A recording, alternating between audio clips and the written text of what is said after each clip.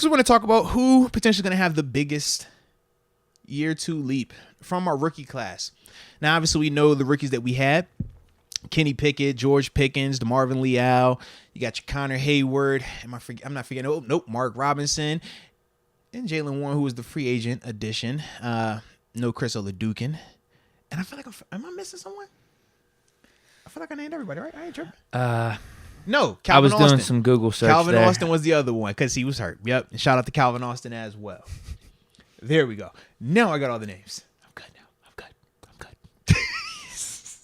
good. But in terms of that second year elite, man, and who I think has the biggest jump, I was torn between a couple of dudes. I thought about DeMarvin Leal because of the role he's going to potentially have next season, especially if we don't retain Larry Ogunjobi.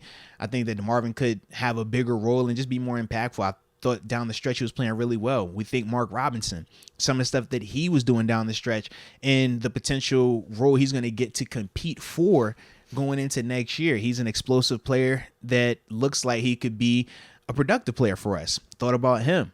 Then when you start going on to the other side of the ball, you got Connor Hayward. Dude that shows some productivity, not just as a blocker, but as a route runner. Man, we saw him coming up with big-time plays down the stretch for Kenny Pickett, for the offense, and then also making plays on special teams as well. Thought about him. You got George Pickens, a.k.a. GP. You know what he gonna do. I mean, this dude here looks like he has all world written all over him. We already were seeing some of that potential, some of that productivity. We want to see even more of it. And then we obviously know you got KP8, who took big strides down the stretch, man. Started showing that he can anticipate some stuff, protect the ball, use his legs, and just ultimately continue to help us win games. So when I thought of all of those different dudes, man, I was kind of stuck, but I did end up going with George Pickens. I think for me, when I look at his talent, he looks different than any of the other players in our class right now. When we talk Kenny, it's like, man, I want Kenny to be dope, but it's more so we think he's going to be dope in a Joe Burrow type way. But we don't look at Joe Burrow the same way we look at a Patrick Mahomes or Aaron Rodgers as just like, yo, where did that person come from? When I think of George Pickens, it's kind of like, bro, where did you come from? And how did you land in the second round? This is nuts. And that's the thing that when I think of Kenny growing, we know he's going to improve without a doubt. But when I think of where George Pickens is already at, I'm just like, man, what is that next step for you? Because that could get freaky. And if it is, man, you know I'm going to love that, man. So that's why I went with George Pickens, man, for my year 2 guy. Yeah, there's no doubt I see him having a second-year jump. You're right about the case for some other guys, like some of the guys later in the draft, like a Mark Robinson. Mm-hmm. If he somehow starts, Bro, I could see him getting 100 tackles. Like, that's a huge jump. That would be a huge jump. Calvin Austin didn't play at all last year. Someone said in the chat, 500, 600, right, like 4-5 touchdowns, bro. That's massive. That's a huge jump. I thought Jalen Warren, I'm like, it depends on Najee, and we don't want anything happening to him or him not playing to his full potential. But I'm like, dude, Jalen was carving out a role, man. If he started touching paint, like, that's different too, man. Yeah. And you're right on the out. Like, if we don't bring back Ogunjobi, all of a sudden he finds himself potentially being a starter. Yeah. And that could be a big jump from what he did his rookie year. Because if he give you a 2 a year where he flirting with double digits, which we do feel like he's capable in terms of his talent. Now, we'll see, can he be consistent enough to give you those type of numbers on a play in and play out, game in and game out basis? But in terms of his ability, you can see that he has the ability. Yeah. So that leaves Pickett and Pickens.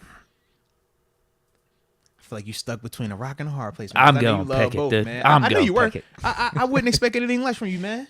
Yeah. Dude, but I think it goes hand in hand, either or. You're talking about Pickens having this crazy jump. Mm-hmm. So say he gets like 1,400 yards. Yeah.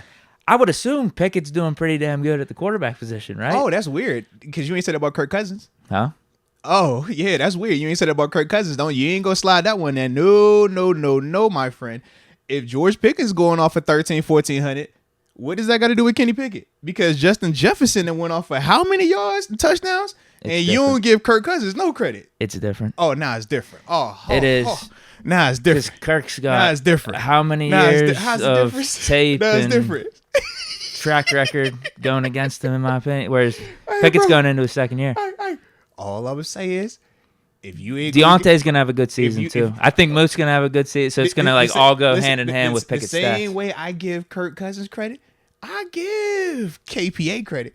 But that's the one for me that I got to hear from you because, you don't. I think everyone's going to do good. Everyone's going to be eaten. You do not be looking at it like that. I'm like, man, this. Everyone's going to be eaten. Pickens, Moose, Deontay, Addison, Calvin Austin. You're right. Maybe a little 500 from him. I'm talking. I made the prediction last year. I didn't necessarily make the prediction. I said there's a chance it happens 30 and for 10? Are we going 30 one and of our QBs. And that was whenever we had Mitch and Mason on the roster. I was like, 5% chance, whatever. I feel like I could maybe tap into that potential. I mean, I see the path. Is it 30 and 10? I see the path for Pickett. Are we back on 30 and 10? Improvements in the red zone. It's 30 and 10 We back? saw how we were moving the ball last year. Do it. Do it. Do it. I don't want to jinx it. So I'm in this weird spot. It's not jinxing it, though. I'm confident that Pickett's going to have a big jump. I think he's going to play really well.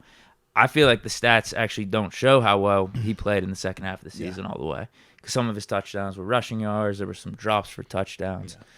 I mean, when it came down to winning clutch games, we saw what he was capable of doing. Facts. Also cleaned it up, dropped down on the interceptions. There were so many good things that we saw from Pickett. Second half of the season was beautiful. Absolutely. It was. Now, the question is, in terms of stats, gaudiness of stats, do we open it up more for his sophomore year? I don't think we necessarily have to. I just think he plays damn good football. Me too. But, good. Yeah, I'm with you. But I think that was my whole reason of why I think Pickens is going to be the guy, because I can see us literally saying, hey, Kenny, you're still running the offense the way you're running. We see the growth. We see the productivity and everything. But what I'm thinking is George is now taking 5 and 10 yard routes and going 40 and 50. You see what I mean? Well, that combined with, I don't want to abandon the running game. We got a Jalen Warren and Najee Harris. But it's that type of stuff where I'm like, I think when we look back on it, it's going to be a lot easier to point to Pickens and be like, bro, this was just filthy. Whereas for Kenny, it's going to be more of the intangible of like, bro, he was making all this go. Absolutely he was, because that's the quarterback position. But it's going to come right back to impact. Who was doing what? You know what I mean? When you watch this dude take this stop route off this corner's head and then still pick up another 10, is that on the quarterback or is that on the receiver being freaky? I think it's going to be some of those conversations going on, because both of those dudes are paired together without a doubt. George can't get off if Kenny isn't playing well. Yeah. And that's why I'm like, Kenny is going to play better. Without a doubt he is. I just think that George is the one that's going to take that next step, because George has, when we talk about like that elite friend, like not just wide receiver 1, not QB1, we're talking like the crazy, like that's what Pickens looked like he has. So that's what I was thinking of. Yeah, I just don't really care what Kenny's stat line is next year. Yeah. Could it be, 3,500 yards, 25 touchdowns, like 8 picks or something like that? That's fine. Are we winning games? Are we winning? That's all that matters. Keep him under 10, you good. Throw a couple rushing touchdowns in there. Well, I guess, if he gets 25 passing, 5 rushing, that's your 30. That's doable. As long as it's 30 that's and doable. 10. Can he keep the picks under 10? Oh, yeah. What did he have this year? 9. All right. He only had 1 through those last 8 or 9 games. Right. Yeah. And that's more of what I saw from him, of course, in that last Pitt season. That's why you gotta go back and watch those early games too, because some of them were hitting off our receivers' hands and stuff. Man, come on, we ain't doing that. They don't ask they ask how many. You know that. They were. Come on. They were. But he even put it on himself more to not put the ball in that potential harm's way. Because if you throw some 50-50 balls, there's a chance it's going to get tipped and picked. 50-50, yeah. He basically took all that away in the second half. He really took care of the ball. Mm-hmm. And I feel like he was robbed of some touchdowns in the second half of the season. I think Pickett's going to play really damn good. I think we're going to be talking about him in some very high quarterback categories and talking awards, Pro Bowls, that type of stuff. I think that's what we're going to be seeing next year from Pickett. Hey, man, like I said, I'm all for it because I've seen this storyline before. Kirk Cousins is a Pro Bowler. Don't get it twisted, bro. He's a Pro Bowler. Justin Jefferson is arguably the greatest receiver in the league right now, man, because of Kirk Cousins. They go hand in hand. They're tethered. It ain't the same. They are tethered at the hip. So when George ascends to that next level, we're going to be like, I told you, he can't do that without Kenny. He can't do it without Kenny. And I'm gonna say because Kirk can't do it, just can't do it without Kirk. Those my parallels. I'm with it, bro. Absolutely. I ain't buying that. Oh, it's not a bad thing. No. It's not. You just don't want to give Kirk any type of love, bro. It's a good thing, bro.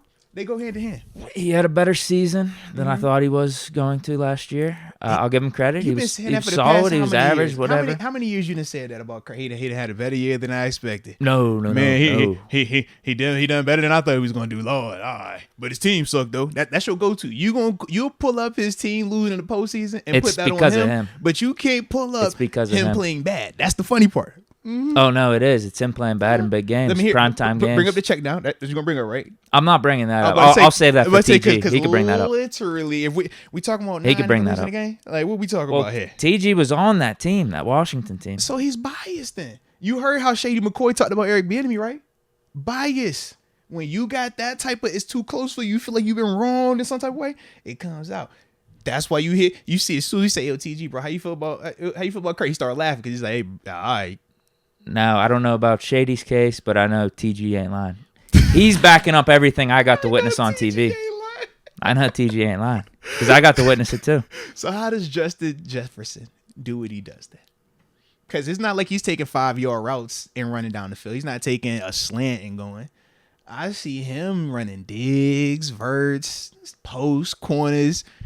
I see him running all that, and I see that ball put in a place, and I'm like, whoo, man.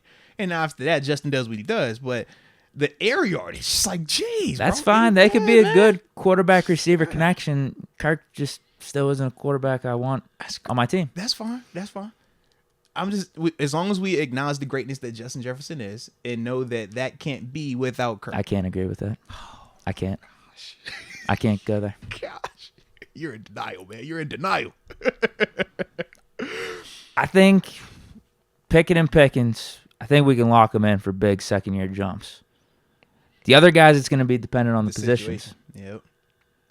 Liao, what do we do with Ogunjobi? Calvin Austin, what kind of role can he carve out? Because Mark Robinson. I feel like Connor and Calvin Austin could hurt each other, so to speak. Sure. Man. If it's more Connor being featured, that takes Calvin off the field. If it's Calvin more so being featured, that takes Connor off the field. And shoot, I didn't even think about it, but if we draft a tight end like I've been hollering about over here potentially, then that also takes both of them off the field. So yeah. You're right.